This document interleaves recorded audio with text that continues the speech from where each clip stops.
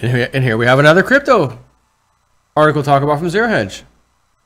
And again, like my last video, is what I'm about to read you is another sign amongst many that, hey, these cryptos are here to stay. Don't let the nonsense from Jamie Dimon or China fool you, because, especially on this one, this would not be happening if cryptos are going away. Get ready for this. Zero Hedge. India may issue its own Bitcoin-like cryptocurrency as legal tender. What? Nah. But China. But Jamie Dimon. Like I said, send a nice thank you letter to Jamie. Jamie, thanks for nailing the price down with your nonsense. I loved it. You helped me get in cheap, and I wrote it. I'm already writing it back up, baby. Thank you. Thank you, Jamie. Less than a year after India launched a shocking war on cash, when on November 8th, 2016, it unveiled a demonetization campaign in an effort to wipe out huge amounts of so-called black money and streamline its largely cash-based economy, which, however, was called a colossal failure, which innocent lives were ruined, and the economy was ruined by Mr. Hold on. Which colossal failure by Rahul Gandhi earlier this month after it was revealed, because it was Modi, whatever you say his name, who actually made that decision. Earlier this month after it was revealed that 99% of the high denomination banknotes canceled last year were in fact deposited or exchanged for new currency, even as India's GDP tumbled to two-year lows. On Saturday, the Business Standard reported that while working on creating a legal framework for Bitcoin and other digital currencies, the Indian government is considering launching its own Bitcoin-like cryptocurrency, preempting a report by the Bank for International Settlements released on Sunday, in which recommended that central banks should seriously consider launching cryptocurrencies of their own. The Indian press reports that the Indian government is considering a proposal to introduce its cryptocurrency similar to Bitcoin, and which will be issued by the Reserve Bank of India.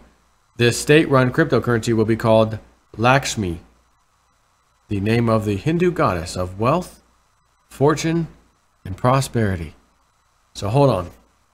You've got a government creating a cryptocurrency, and they're naming it after the Hindu goddess of wealth, fortune, and prosperity? You mean all of the things we're all experiencing, most of us, I should say, are experiencing, who got into these things a little earlier? Wrote up some of these ICOs and whatnot, as I explained with the Veritasium move I did? Imagine that. The proposal was reportedly discussed by a committee of government officials, and the panel found the idea of setting up and running blockchain for financial services useful. Again, how many more of these stories do I have to come out and talk about before everybody out there listening says, you know,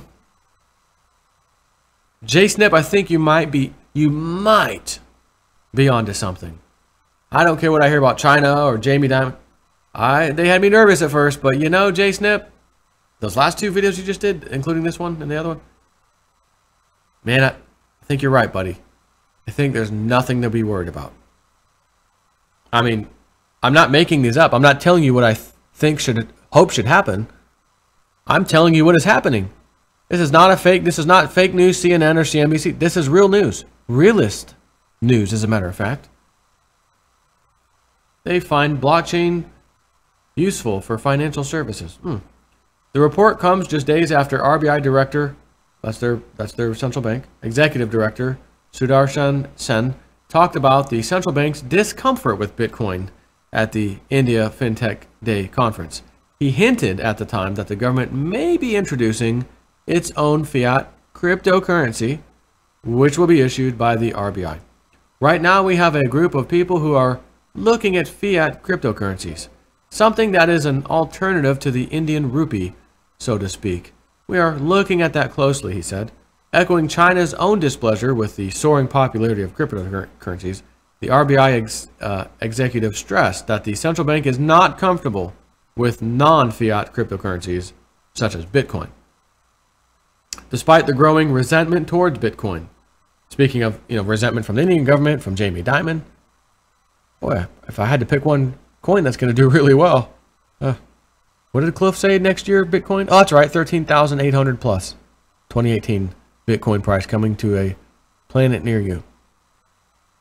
Despite the growing resentment toward Bitcoin, the Indian government has also been working on creating a legal framework for Bitcoin and other digital currencies. Last week, Money Control reported that the government is going to prepare a framework for Bitcoin soon. According to Bitcoin.com, in April, the same government set up a committee to investigate Bitcoin. Last month, Money Control also reported that the committee has submitted its report to the government. It recommended strict monitoring of digital currencies, the news outlet detailed, adding that there is no possibility of immediate restriction, but the government is also not in favor of promoting them. The committee has additionally recommended a task force for be created comprising of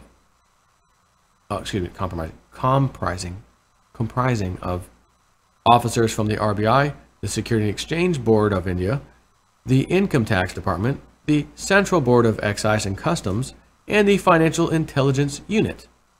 The latter would then monitor the abuse of digital currencies, the news outlet noted. So with China having already banned exchange-based trading of Bitcoin, it's not Bitcoin itself just yet. And with India seemingly on pace to do the same as it pushes for its own regulated and central bank mandated cryptocurrency, the question on everyone's mind is, will the global crackdown against Bitcoin and its peers boost their already near record high popularity and price, or will it force holders to flee, weary of getting burned further by a wave of governments who have turned increasingly hostile to the ad hoc cryptocurrencies, which are not controlled by the central banks themselves, something Eric Peters hinted at earlier today? If the answer is the latter, will that prompt monetary purists and seekers of central bank inert currencies to finally start buying gold once again? Right, so this is one of those reasons I always say you got to have your precious metals and your cryptos. And if somebody right now were to tell me, man, I've got 300 ounces silver, I don't have any cryptos, and I really don't have any money to put into them extra, I'm kind of thinking about selling some silver. Joe, what would you do? Unequivocally, without even thinking, I would sell some. I would not sell all of it. I would sell some. Half? I would not argue against that at all. Yep, you got 300 ounces, sell 150, no problem. If you came back to me and said, well, I see the action in cryptos and they just got slammed and I want to get in, maybe I should sell 200 ounces and keep 100 ounces. I'll be honest with you, I don't think I would argue against that.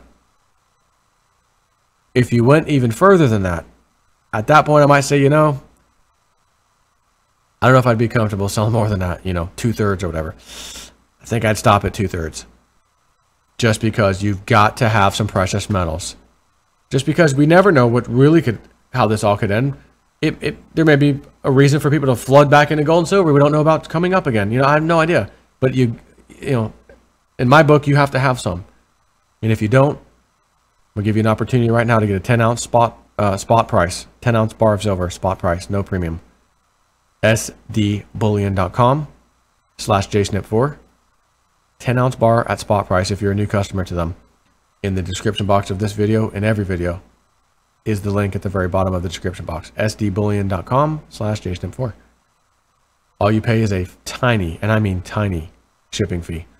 So, anyways, I look at this stuff.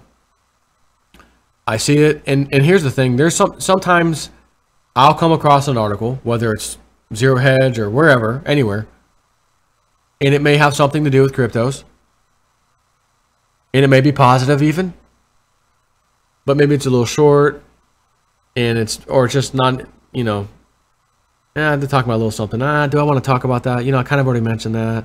And then I just don't do it. I feel like maybe there might be a little more important thing I want to talk about that day, a different article. But these two, like this one I just did, the one before, man, again, these are in your face, like Microsoft, Google, and Apple. Who's closer to the government as far as a corporation goes, not including the banks? Those guys. You might even argue, Joe, I think they're even closer than the banks. And I wouldn't argue against you, as a matter of fact. if they're writing an API to start putting, you know, that technology into their browsers, so you can do transactions and cryptos and they can store them and this and that. Come on. This cannot be going away. This is the future. It has to be. And that's it. Just, again, this article and the last one, this is good news to me. This is not bad. This is showing cryptos have a space. They have a space. They belong. The Indian government found it, quote unquote, useful. Blockchain technology would be very, for financial services, useful. Great. Again, open ledger. We can see what the hell the government's spending, what they're paying. You know, you could track it all.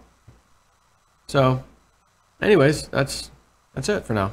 I think I got one more video. Yeah, I do have one more. Take care.